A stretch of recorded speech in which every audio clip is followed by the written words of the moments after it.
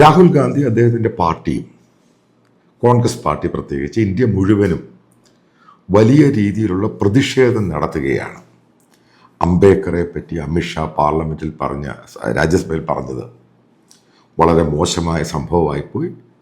അതേപോലെ ഖർഗെ പറയുന്നു അമിത്ഷായെ ഇന്ത്യൻ പ്രധാനമന്ത്രി ക്യാബിനറ്റിൽ നിന്നും പുറത്താക്കണം. അതായത് ഭീംറാവു അംബേദ്കറെ അദ്ദേഹം അവഹേളിച്ചു. അപ്പം നല്ല ഡിബേറ്റ് ടോപ്പിക്കായത് ബേസിക്കലി. കാരണം വർഷങ്ങളായിട്ട് ഏകദേശം 60 വർഷത്തോളം ഇന്ത്യയിലെ ദളിത് ആദിവാസി, അതായത് ഏകദേശം 34-35% ഇവർ. ഇവരെ പറ്റി കോൺഗ്രസിന് ഇത്ര വ്യാകുലപ്പെടുന്നതിൻ്റെയും അംബേദ്കറോട് ഇത്ര സ്നേഹം ഉണ്ടാകുന്നതിൻ്റെയൊക്കെ കാര്യം എന്താ? ഇപ്പോൾ കോൺഗ്രസ് പറയുന്നത് അവരായിരുന്നു ഈ ദളിത്സിനും ആദിവാസിക്കൊക്കെ ഈ പറയുന്ന റിസർവേഷൻ കൊടുത്തത്. അവർ മുഖാന്തരമാണ് ഈ ആദിവാസിയും ദളിത് കമ്മ്യൂണിറ്റിയും ഇത്രയും ഉയരത്തിലോട്ട് പോകാൻ സാധിച്ചത്. ഇതൊക്കെ അവരുടെ ക്ലെയിമാണ്. ഇതൊരു അക്കാഡമിക് ഒരു വീഡിയോ തന്നെയാണ്. നിങ്ങൾക്ക് വേണ്ടി നിങ്ങൾ ഇതിനെപ്പറ്റി കൂടുതൽ പഠിക്കുകയും ചിന്തിക്കുകയും ചെയ്യണം. കാരണം ഇത് മനസ്സിലാക്കിയിരിക്കണം എന്താണ് ഇന്ത്യയിലെ ആദിവാസികളാണെങ്കിലും ഇന്ത്യയിലെ ദളിത് കമ്മ്യൂണിറ്റി ആണെങ്കിലും എന്താണ് അവർക്ക് ശരിക്കും പറ്റിയത്. അതിനു മുമ്പ് ഒരു കാര്യം ഞാൻ പറയാം. ഇപ്പം അമേരിക്കയുമായിട്ട് ബന്ധപ്പെട്ട് സിവിൽ വാർ നിങ്ങൾക്കറിയാം. പണ്ടവിടെ സ്ലേവ്സ് വന്നിരുന്നു, അതിനുശേഷം അതിനെ ഒഴിവാക്കി, അതിനുശേഷം അവിടെയുള്ള ബ്ലാക്ക് അമേരിക്കൻ, അതായത് അമേരിക്കയിലുള്ള ബ്ലാക്ക് ഉള്ള കമ്മ്യൂണിറ്റി, അതേപോലെ തന്നെ അമേരിക്കയിൽ ഉണ്ടായിരുന്ന നേരത്തെയുള്ള റെഡ് ഇന്ത്യൻസ്, അതായത് അവരെ ഇന്ത്യൻസ് എന്നാണ് പറയുന്നത്. ഈ കമ്മ്യൂണിറ്റി എങ്ങനെയാണ് അമേരിക്കൻ ഭരണാധികാരികൾ, പലപ്പോഴായി വന്ന ഗവൺമെൻറ്, ഏത് രീതിയിലാണ് അവരെ അപ്ലിഫ്റ്റ് ചെയ്യുവാൻ വേണ്ടി എന്തൊക്കെയാണ് അവിടെ കൊണ്ടുവന്നത്, ഇതും കൂടെ മറുവശത്ത് നമ്മൾ പഠിച്ചിരിക്കണം. അതായത് സ്ലേവായിട്ട് വന്ന് ബ്ലാക്ക് ആണെങ്കിൽ അമേരിക്കയിലുള്ള ഈ അമേരിക്കൻ ഒറിജിൻ, അപ്പോൾ അതുമായിട്ട് ബന്ധപ്പെട്ടുള്ള സംഭവമാണ് കഴിഞ്ഞിടയ്ക്ക് അമേരിക്കയിൽ കഴിഞ്ഞ താങ്ക്സ് ഗിവിങ് ഡേ. കാരണം ഇത്രയും യൂറോപ്യൻസ് അവിടെ വന്നു കഴിഞ്ഞ സമയത്ത് അവരെ ഷിപ്പ് എടുത്ത സമയത്ത് അവരെ സ്വീകരിച്ചു. അതാണ് അവിടുത്തെ താങ്ക്സ് ഗിവിങ് എന്ന് പറയുന്ന സംഭവം. ഇനി ആ ടോപ്പിക്കിലോട്ട് പോകുന്നതിന് മുമ്പ് നിങ്ങൾ മനസ്സിലാക്കേണ്ടത് എങ്ങനെയാണ് ആ കമ്മ്യൂണിറ്റിയെ, സ്ലേവായിട്ട് വന്ന കമ്മ്യൂണിറ്റിയെ അമേരിക്ക, അത് അഡ്മിനിസ്ട്രേഷൻ ഇവരെ അപ്ലിഫ്റ്റ് ചെയ്ത് എവിടം വരെ എത്തിച്ചു. കാരണം ഉറപ്പായിട്ട് ഇവിടെ റേസിസം ഒക്കെ ഉണ്ട്. ഈ പറയുന്ന പോലെ റേസിസം യൂറോപ്പിലുള്ള പോലെയുള്ള റേസിസം ഒന്നും അമേരിക്കയിൽ കാണാനില്ല, ചുമ്മാ പറയുന്നത്. ഇനി ഞാൻ ഇന്ത്യയിലെ ദളിത് ആദിവാസികളുടെ ആ ടോപ്പിക്കിലോട്ട് പോവുകയാണ്. ചില ആൾക്കാരുടെ പേര് പറയാം. അതായത് ഞാൻ ഈ നക്സൽ ശരിക്കും കവർ ചെയ്ത ആളാണ്. ഇന്ത്യയിലെ റെഡ് കോറിഡോർ, ദണ്ഡകാരണ്യം, എന്താണ് ഈ സംഭവം നല്ലപോലെ കവർ ചെയ്തിട്ടുണ്ട്. ഞാൻ ചെയ്ത വീഡിയോ ഡോക്യുമെൻ്ററീസൊക്കെ പല ചാനലിന് വേണ്ടി ചെയ്തതൊക്കെ യൂട്യൂബിൽ നിങ്ങൾ അടിക്കുവാണെങ്കിൽ കാണാൻ സാധിക്കും. അന്ന് ഈ ഛത്തീസ്ഗഡ് ഉണ്ടായ സമയം, പുതിയതായിട്ട് മധ്യപ്രദേശിൽ നിന്ന് മാറിയിട്ട് ഒരു സ്റ്റേറ്റായിട്ട് വന്ന സമയം. അപ്പോൾ അതിൻ്റെ ആദ്യത്തെ ചീഫ് സെക്രട്ടറി ആയിട്ട് വരുന്നത് പാലാക്കാരനായ മലയാളി ജോയ് ഉമ്മൻ എന്ന് പറയുന്ന ഒരു മിടുക്കനായ IAS ഓഫീസറാണ്. അപ്പം ഞാൻ ഈ സംഭവം റിപ്പോർട്ട് ചെയ്യാൻ അവിടെ പോയപ്പോഴാണ് അപ്പം എനിക്ക് മനസ്സിലായി ഇങ്ങനെ ഒരു മലയാളിയാണ് അവിടെ ഇരിക്കുന്നത്. അപ്പം ഇയാളെ കാണാൻ വേണ്ടി പോയി. അപ്പം ഇദ്ദേഹം അപ്പം നിങ്ങൾ മനസ്സിലാക്കണം, എനിക്ക് ഈ തെഹൽക്കയും ഇങ്ങനെ നാഷണൽ ജേർണലിസ്റ്റ് പേരൊക്കെ ഉള്ളതിൻ്റെ പേരിൽ ഒരു സാധാരണ ജേർണലിസ്റ്റ് പോകുന്നതിനേക്കാളും ഇവരൊക്കെ എന്നോട് ഇരുന്ന് സംസാരിക്കാനും ഇത് പഠിപ്പിച്ചെടുക്കാനും, കാരണം തെഹൽക്കയാണെങ്കിലും ഞാൻ വർക്ക് ചെയ്ത പല ചാനലാണെങ്കിലും ന്യൂസ് പേപ്പർ ആണെങ്കിലും അതിനൊക്കെ നാഷണൽ ഇമ്പോർട്ടൻസും പ്രാധാന്യം ഉള്ളത് കൊണ്ട്, കാരണം ഞാൻ സീനിയർ പോസ്റ്റിലായിരിക്കുന്നത്, അപ്പം എന്നെ ഇത് പഠിപ്പിച്ചെടുക്കുക എന്നുള്ളത് അവരുടെ ഒരു കാര്യമാണ്. കാരണം ഒരു സാധാരണ ജേർണലിസ്റ്റ് പോയി കഴിഞ്ഞാൽ ഇവരത്ര സംസാരിക്കത്തൊന്നുമില്ല. പക്ഷേ അവർ സമയം എടുത്ത് ചായയും കോഫിയും ഒക്കെ തന്ന് ഇടയ്ക്ക് ദോശയൊക്കെ മേടിച്ച് തന്ന് അവിടെ ഇരുത്തി ഇദ്ദേഹം, ഈ ജോയ് ഉമ്മനാണ് ബേസിക്കലി ഇതിനെപ്പറ്റി എന്നെ പഠിപ്പിച്ചു തരുന്നത്. എന്തുകൊണ്ടാണ് ഈ നക്സൽ കോറിഡോർ, അതായത് റെഡ് കോറിഡോർ ഇന്ത്യയിൽ ഇത്രയും ഉണ്ടാകാനുണ്ടായ കാരണം എന്താണ് ഇതിൻ്റെ യഥാർത്ഥ റീസൺ.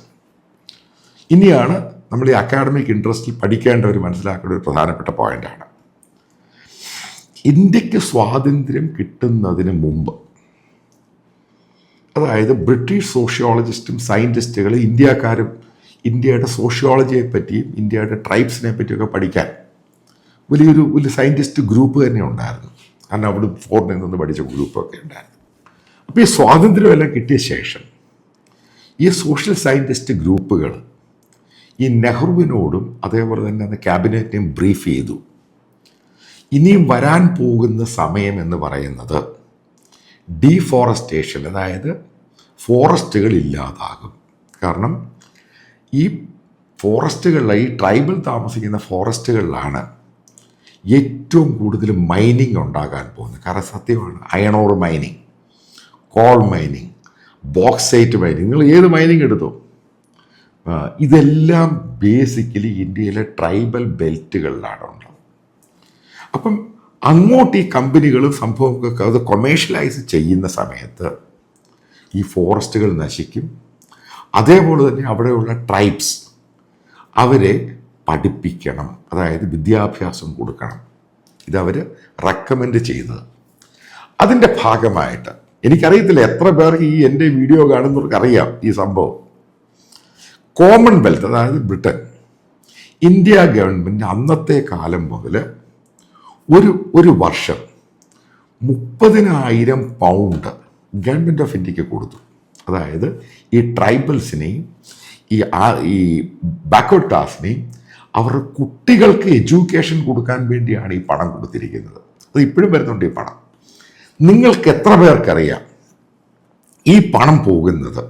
അതായത് ബ്രിട്ടൻ ചിലപ്പോൾ സ്വാതന്ത്ര്യത്തിന് ശേഷം ഇത്രയും നാൾ ഒരു പണം തന്നുകൊണ്ടിരിക്കുകയാണ്. ഇത് ട്രൈബൽസിനോ ഇന്ത്യയിലെ ദളിത് കമ്മ്യൂണിറ്റിക്ക് പോയിട്ടുണ്ടോ ഇല്ലയോ? എൻ്റെ ചോദ്യമായത്. നിങ്ങൾക്ക് എത്ര പേർക്കറിയാം ഈ പണം ഇതിനു വേണ്ടിയാണ് കൊടുത്തത്? അതായത് സിവിൽ സൊസൈറ്റി, പ്രത്യേകിച്ച് ബാക്ക്വേർഡ് ക്ലാസ്സിന് വേണ്ടിയാണ് ഈ പണം, അതായത് ഇത്ര പൗണ്ട് വെച്ച് എല്ലാ വർഷവും ബ്രിട്ടീഷ് ഗവൺമെൻറ് ഇന്ത്യക്ക് കൊടുക്കുന്നത്. നിങ്ങൾ ഇതിനെപ്പറ്റി ഇന്ന് വരെ കേട്ടിട്ടുണ്ട്? ഈ പണം എവിടെ പോയി? ഇതെവിടെയാണ് ഉപയോഗിച്ചത്? ഈ പണം കൊണ്ട് എന്തൊക്കെയാണ് കഴിഞ്ഞ 60 കൊല്ലം കൊണ്ട് ഇന്ത്യ ഭരിച്ച കോൺഗ്രസ് ഗവൺമെൻറ് ചെയ്തിരിക്കുന്നത്? നിങ്ങൾക്ക് എത്ര പേർക്കറിയാം? എൻ്റെ ചോദ്യമാണിത് കേട്ടോ, അക്കാഡമിക് പർപ്പസാണിത്. അതേപോലെ തന്നെ നെഹ്റുവിയൻ തോട്ട്സിനകത്തും സ്കൂളിനകത്തും സ്വാതന്ത്ര്യത്തിന് ശേഷം ആഫ്റ്റർ ഇൻഡിപെൻഡൻസ് നെഹ്റു കൊണ്ടുവന്ന ഒരു വൃത്തികെട്ട പോളിസി, ഏറ്റവും ഡേഞ്ചറസ് പോളിസിയാണ് ഈ ട്രൈബ്സിനെ അതേപോലെ താമസിക്കാൻ അനുവദിക്കുക. കാരണം അവർ ഫോറസ്റ്റിൻ്റെ ഭാഗമാണ്, അവരെ തൊടാൻ പോകണ്ട, അവരെ വനത്തിൽ ആ രീതിയിലങ്ങ് ജീവിച്ചോട്ടെ. ഇത് നെഹ്റു കൊണ്ടുവന്ന ഏറ്റവും വൃത്തികെട്ട പോളിസിയാണ്. ഇതിൻ്റെ ഭാഗമായിട്ടാണ് ഇന്ത്യയിൽ ഈ നക്സൽ കോറിഡോർ, അതായത് മനസ്സിലാക്കുക, ഇന്ത്യയിലെ ടെററിസത്തെക്കാളും കൂടുതൽ ആൾക്കാർ കൊല്ലപ്പെട്ടത് നക്സൽ അറ്റാക്കിലാണ്. ഇതിൻ്റെ കണക്കുകളെടുത്ത് നോക്കുക നിങ്ങൾ. കാരണം കുഴി ബോംബ് ഉണ്ടാക്കുന്നു, അവിടെ ഉണ്ടാക്കുന്നു. ഇന്ത്യയുടെ ഒരു റീജിയൻ, ദണ്ഡകാരണ്യം എന്ന് പറഞ്ഞ റീജിയൻ, പല സ്റ്റേറ്റുകളുമായിട്ട് ചേർന്ന ഭാഗം, ഇതിൻ്റെ ഓരോ ഭാഗത്തും ഞാൻ പോയിട്ടുണ്ട്, എനിക്ക് മനസ്സിലാക്കാൻ സാധിക്കുന്നുണ്ട്. അപ്പം എന്ന് ജോയ് ഹ്യൂമൻ പറഞ്ഞ സംഭവം, ഈ പോളിസി കൊണ്ടാണ് ഇന്ത്യയിൽ നക്സലിസം ഉണ്ടാകുന്നത്. പക്ഷേ അന്ന് ഉണ്ടായിരുന്ന ആളുകൾ നെഹ്റുവിനോട് പറഞ്ഞു, ക്യാബിനറ്റിനെ ബ്രീഫ് ചെയ്തു, നമ്മൾ ഒരു കാരണവശാലും ഈ ആളുകൾക്ക് ഈ റിസർവേഷൻ എന്ന് പറയുന്നത് കൊടുത്തോളൂ, ദളിറ്റ്സിനും കൊടുത്തോളൂ, ഇവർക്ക് കൊടുത്തോളൂ, ജോലിയുടെ റിസർവേഷൻ മറ്റെല്ലാം കൊടുക്കുക. പക്ഷേ ഇവരെല്ലാം കൂടെ ഉറപ്പിച്ച് പറഞ്ഞൊരു കാര്യമുണ്ട്, ഒരിക്കൽ ഈ കമ്മ്യൂണിറ്റിക്ക് മനസ്സിലാകും ഇന്ത്യ എന്താണ് ഡെവലപ്പ് ചെയ്യുന്നത്. അതനുസരിച്ച് ഇവരെ മോഡിഫൈ ചെയ്ത് മോൾഡ് ചെയ്ത് ഷേപ്പ് ചെയ്തില്ല എങ്കിൽ അത് ഇന്ത്യക്ക് വരാൻ പോകുന്ന ഏറ്റവും വലിയ തലവേദനയാകും എന്ന് റിട്ടൺ സംഭവം, ഡോക്യുമെൻ്റ് ഉണ്ട് ഈ സംഭവം. അത് നിങ്ങൾക്ക് എത്ര പേർക്കറിയാം ഇത് കൊടുത്തിട്ടുണ്ടെന്ന്? എന്നിട്ട് അവർ പറഞ്ഞൊരു ചൈനീസ് പഴമൊഴിയുണ്ട്, മീൻ കൊടുക്കരുത്, മീൻ പിടിക്കാൻ പഠിപ്പിക്കണം. അതായത് ഈ കമ്മ്യൂണിറ്റിയെ എഡ്യൂക്കേഷൻ കൊടുക്കണം, എഡ്യൂക്കേഷൻ കൊടുത്തിട്ട് ഇവരെ മെയിൻ സ്ട്രീമിൽ കൊണ്ടുവരണം, അല്ലാതെ എപ്പോഴും റിസർവേഷൻ അല്ല കൊടുക്കേണ്ടത് എന്ന് അന്ന് തന്നെ നെഹ്റുവിനെ അദ്ദേഹത്തിൻ്റെ ക്യാബിനറ്റിനെയും ഇന്ത്യക്കാർ ഉൾപ്പെടെയുള്ള ബ്രിട്ടീഷ് എക്സ്പേർട്ടുകൾ, സോഷ്യൽ സയൻറ്റിസ്റ്റുകളും ഇത് അവർക്ക് ബ്രീഫ് ചെയ്തിട്ടുണ്ട്. മനസ്സിലാക്കുക. അപ്പം ഞാൻ ഈ ട്രൈബൽ ബെൽറ്റിനും ഈ പറയുന്ന ഒറീസയിലും മറ്റുള്ള ഭാഗത്തുള്ള ഈ ദളിറ്റ്സ് അവർ താമസിക്കുന്ന ബെൽറ്റിലൊക്കെ സ്ഥിരമായിട്ട് യാത്ര ചെയ്യുന്ന ഒരാളാണ്. ഈ ഫാദർ സ്റ്റാൻ സാമിയായിട്ടൊക്കെ എനിക്ക് ബന്ധമുണ്ട്. ഈ പറയുന്ന നേതാക്കൾ, ഈ പറയുന്ന ബ്യൂറോക്രാറ്റ്സ്, അതേപോലെ തന്നെ വേറെ ബ്യൂറോക്രാറ്റ്സിനെ ഞാൻ പറയാം. ഞാൻ ഈ 2010, 2009 സമയത്താണ് ഇവിടെ ആദ്യം ഇത് പോകുന്നത്, ഇത് റിപ്പോർട്ട് ചെയ്യാൻ വേണ്ടി. അപ്പോൾ ആ പോകുന്ന സമയത്ത് ദണ്ഡേവാഡ SP ആയിരുന്ന ഒരു രാഹുൽ ശർമ്മയുണ്ട്. അദ്ദേഹം ഡൽഹി ബേസ്ഡാണ്, ബേസിക്കലി JNU പഠിച്ചതാണ്. അപ്പോൾ ഈ രാഹുൽ ശർമ്മയ്ക്ക് ഞാനുമായിട്ട് നല്ല ബന്ധമായി. പിന്നീട് രാഹുൽ ശർമ്മ സൂയിസൈഡ് ചെയ്തു. ഞാൻ ഓരോ പേരുകൾ പറയുന്നത് നിങ്ങൾക്കിത് മനസ്സിലാക്കണേ യഥാർത്ഥ സംഭവം എന്തുവാണ്. ഇപ്പം രാഹുൽ ശർമ്മ ഒരു കാരണവശാലും ഈ നക്സലൈറ്റിനെ പോലീസിനെയും പട്ടാളത്തെ ഉപയോഗിച്ച് വെടിവെക്കാൻ അദ്ദേഹം നിർദ്ദേശിക്കില്ല. അപ്പം അയാൾ പറയുന്നത് അവർ ഇന്ത്യക്കാരാണ്, അവർക്ക് നമ്മൾ എഡ്യൂക്കേഷൻ കൊടുത്ത് അവരെ പഠിപ്പിച്ച് മാറ്റിയെടുക്കണം. കാരണം അയാളൊരു സോഷ്യൽ തിങ്കറും കൂടായിരുന്നു. അപ്പോൾ അതിൻ്റെ പേരിൽ ഇയാൾ ഭയങ്കര പ്രഷറിലായി, പല ഓപ്പറേഷൻസ് ഫെയിലിയർ ആകുന്നു. പക്ഷേ ഇദ്ദേഹം അവിടെയുള്ള ഇന്ത്യക്കാരെ, അവിടെയുള്ള പോലീസുകാർ, ഇപ്പോൾ SSP ആയിരുന്നു, ഫയർ ചെയ്യാൻ അദ്ദേഹം തയ്യാറായില്ല. പിന്നീട് അദ്ദേഹം സൂയിസൈഡ് ചെയ്ത് 2010. പല ആവർത്തി അദ്ദേഹം ഡൽഹി വരുമ്പോഴും ഞങ്ങൾ കാണുമ്പോഴൊക്കെ, ഇപ്പം ഞാൻ അദ്ദേഹത്തിൻ്റെ വീട്ടിൽ 4-5 പ്രാവശ്യം പോയിട്ടുണ്ട്. പേരത്തിക്ക് ഇരുന്ന് കള്ളമൊക്കെ കുടിക്കുകയും സംസാരിക്കുമ്പോഴൊക്കെ. ഇപ്പം ഇവരൊക്കെ ഈ പറയുന്ന ബ്യൂറോക്രാറ്റ്സ് ഈ ശരിക്കും അവർ സോഷ്യൽ സ്ട്രക്ചറിനകത്തോട്ട് കയറി പഠിച്ചവരാണ്. എന്താ ഇതിന് സൊല്യൂഷൻ? എവിടെ നിന്നാണ് ഇത് ഒറിജിനേറ്റ് ചെയ്തത്? ഇതെങ്ങനെയാണ് മുന്നോട്ട് കൊണ്ടുപോകാൻ, ഇത് ഒതുക്കി മുന്നോട്ട് പോകാൻ, ഇവരെല്ലാം ഇന്ത്യയുടെ ഒരു ഭാഗമാക്കി മാറ്റാൻ സാധിക്കുന്നത്? ഇതിനെപ്പറ്റി കാരണം നിങ്ങൾ മനസ്സിലാക്കേണ്ടത്, ഈ പല സ്റ്റേറ്റുകളായിട്ട് ചേർന്ന് ഏകദേശം 5-6 കോടി ജനങ്ങൾ അവിടെ താമസിക്കുന്നുണ്ട്, ട്രൈബൽസ് മാത്രം. അപ്പോൾ അതിനകത്ത് വലിയൊരു ശതമാനം ഈ നക്സലിനെ പിന്തുണയ്ക്കുന്നവരാണ്. കാരണം ഒറ്റയടിക്ക് അവരെല്ലാവരും കൊണ്ട് വെടിവെച്ച് കൊല്ലുക എന്നുള്ളത് നടക്കുന്ന കാര്യമല്ല. കൗണ്ടർ ഇൻസർജൻസി ഓപ്പറേഷൻ വേണം, കൗണ്ടർ നക്സൽ ഓപ്പറേഷൻ വേണം. പക്ഷെ ഇവരെല്ലാം ഇന്ത്യക്കാർ. അപ്പം ഇതിനെ എങ്ങനെ മാറ്റിയെടുക്കണം, റിഫോം ചെയ്യണം, ട്രാൻസ്ഫോം ചെയ്യണം, ഇതിനെപ്പറ്റിയൊക്കെയാണ് ഏറ്റവും കൂടുതൽ നമ്മൾ ചിന്തിക്കേണ്ട ഘടകം. അല്ലാതെ പോയിട്ട് അവരെ പോയി ബോംബിടുക, അവൻ്റെ മേലിൽ ഇടുക, ഇതല്ല അവിടെ ആവശ്യം. ഇതൊക്കെ ഇവർ പറഞ്ഞ് യാഥാർത്ഥ്യം വളരെ സത്യമാണ്. പിന്നെ അത് കഴിച്ചാൽ ഒറീസയിലുള്ള ഓഫീസേഴ്സും ഇതേപോലെ തന്നെ ബീഹാറിലുള്ള ഓഫീസേഴ്സും, ഇപ്പോൾ കാരണം നിങ്ങൾക്കറിയാം ഡൽഹി എന്ന് പറയുന്നത് ക്യാപിറ്റൽ സിറ്റി ഓഫ് ഇന്ത്യയാണ്. ഇപ്പോൾ ഇവരൊക്കെ ഡൽഹിയുമായിട്ട് ബന്ധമുണ്ട്. അതേപോലെ തന്നെ ഇവർ തന്നെയാണ്, ഈ ഒഫീഷ്യൽസ് തന്നെയാണ് എന്നെ നക്സൽ നേതാക്കളെ പരിചയപ്പെടുത്തി തരുന്നത്. കാരണം അവർക്ക് ഒരു കാരണവശാലും ഇന്ത്യ എന്ന് പറഞ്ഞ രാജ്യത്തെപ്പറ്റി അത്ര അറിയാം. അപ്പം അതിനകത്ത് ഞാൻ ഒരു മലയാളിയെ പരിചയപ്പെട്ടിട്ടുണ്ട്, ദണ്ഡേവാഡയിൽ, കായംകുളംകാരൻ ഒരു പിള്ള. അപ്പം അയാളവിടെ NMDC എന്ന് പറയുന്ന അവിടെയുള്ള ഈ ഗവൺമെൻറ് ഓഫ് ഇന്ത്യയുടെ അയൺ ഓർ മൈൻ ചെയ്യുന്ന ഒരു പബ്ലിക് സെക്ടർ അണ്ടർടേക്കിംഗ് ആണ്. നിങ്ങൾ ഓരോ സംഭവങ്ങളും മനസ്സിലാക്കണം, എന്തുകൊണ്ടാണ് നക്സലിസം ഉണ്ടായത്. അവിടുത്തെ ഒരു ലൈഫ് ലൈൻ റിവറാണ് ഈ ദണ്ഡേവാഡ പോകുന്ന ഡാക്കിനി ശങ്കിനി എന്ന് പറയുന്ന റിവർ, ഫോറസ്റ്റിൽ നിന്ന് വരുന്ന റിവറാണ്. അപ്പോൾ ഈ റിവറിന് NMDCയുടെ കോൺട്രാക്റ്റ് എടുത്ത ആളുകൾ ചെയ്ത പരിപാടി നിങ്ങൾ മനസ്സിലാക്കണം. ഇവർ കാരണം അയൺ ഓർ എടുത്തു, ഇത് കഴിഞ്ഞിട്ട് വാഷ് ചെയ്യും, അതിന് ഈ നദിയിലെ വെള്ളമാണ് ഉപയോഗിച്ചത്. അതേ തുടർന്ന് അവിടെ ആദിവാസികളുടെ കന്നുകാലികളും ആളുകളും മരിക്കാൻ തുടങ്ങി. അതിനെതിരെ ഒരു മൂവ്മെൻറ്റ് ദണ്ഡേവാഡെ തുടങ്ങിയതാണ് ഈ നക്സലിസം. കാരണം അവരെ പൂർണ്ണമായിട്ടങ്ങ് ഇഗ്നോർ ചെയ്തു. നിങ്ങൾ മനസ്സിലാക്കേണ്ട മറ്റൊരു പോയിന്റ് ഉണ്ട്. അതായത് എന്നാണ് ഈ ആദിവാസികൾ മനസ്സിലാക്കാൻ തുടങ്ങിയത് ഇന്ത്യയുടെ സിറ്റികൾ എന്താണെന്ന്. അവിടെയാണ് താങ്ക്സ് ടു മൻമോഹൻ സിംഗ്, അദ്ദേഹം കഴിഞ്ഞ 25 വർഷം ആദ്യം കൊണ്ടുവന്ന ലിബറലൈസേഷൻ പോളിസി, അതായത് LPG policy, liberalisation, privatisation, globalisation. ഇന്ത്യയിലുള്ള 80 മില്യൺ ആളുകളുടെ പട്ടിണിയാണ് മാറിയത്. അപ്പോൾ മനുഷ്യന് ആഹാരം കിട്ടി, അവന് ചെറിയ രീതിയിലുള്ള ഷെൽട്ടർ കിട്ടി, പിന്നെ അവൻ്റെ ആവശ്യം എന്തുവാണ്. ഇവിടെയാണ് പിന്നീട് അവൻ ഇന്ത്യയിലെ പല സിറ്റികളുമാണ് കാണാൻ തുടങ്ങിയപ്പോഴാണ് മനസ്സിലായത്, ഞാൻ നേരിട്ട് കണ്ടിട്ടുണ്ട് ഈ സംഭവം. തുണിയില്ലാതെ, വസ്ത്രമില്ലാതാണ് മനുഷ്യൻ ജനിക്കുന്നത്. വസ്ത്രമില്ലാതെ മരിക്കുന്ന ഒരു കൂട്ടരെ കണ്ടത് ഇന്ത്യയിലെ ആദിവാസികളെ, ഇന്ത്യയിലെ ദളിതുകളെയാണ്. ഇതാണ് റിയാലിറ്റി. ഇത് വരുത്തിയതാര? ഈ പക്ക കോൺഗ്രസ് പാർട്ടി. ഈ കോൺഗ്രസ് പാർട്ടി ഇവരെ ഉപയോഗിച്ച് വോട്ട് ബാങ്കായിട്ട് മാത്രമേ ഉപയോഗിച്ചുള്ളൂ. ഞാൻ നിങ്ങളോട് ചോദിക്കട്ടെ, അടുത്തൊരു ചോദ്യം. കോൺഗ്രസ് പാർട്ടി എന്തുകൊണ്ട് ഇത്രയും വർഷം ഇന്ത്യ ഭരിച്ചിട്ട്, ഇന്ത്യയുടെ സ്വാതന്ത്ര്യ സമരം എല്ലാം ഉണ്ട്, എത്രയധികം അവർ ഈ പറയുന്ന ദളിത് ഭാഗത്തു നിന്നും ആദിവാസി ഭാഗത്തു നിന്നും നേതാക്കളെ കൊണ്ടുവന്നു, എഡ്യൂക്കേറ്റ് ചെയ്ത്, അതായത് പൊളിറ്റിക്കൽ ലീഡേഴ്സിനെ അവർ കൊണ്ടുവന്നു.